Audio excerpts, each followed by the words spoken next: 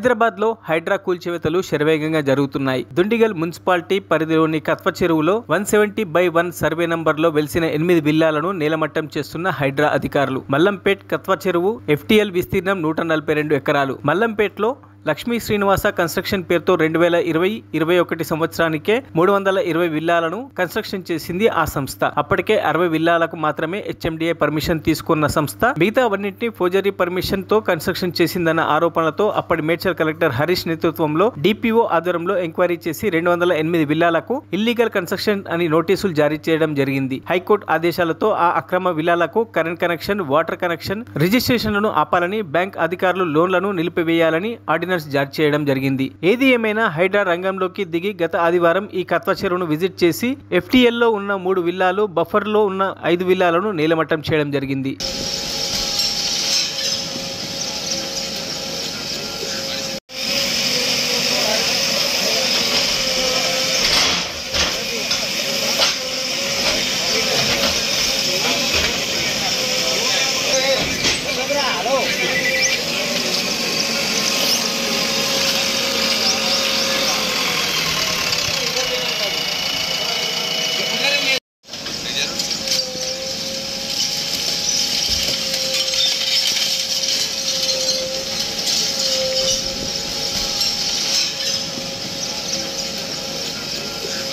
మరిన్ని అప్డేట్స్ కోసం మా ఛానల్ని సబ్స్క్రైబ్ చేయండి.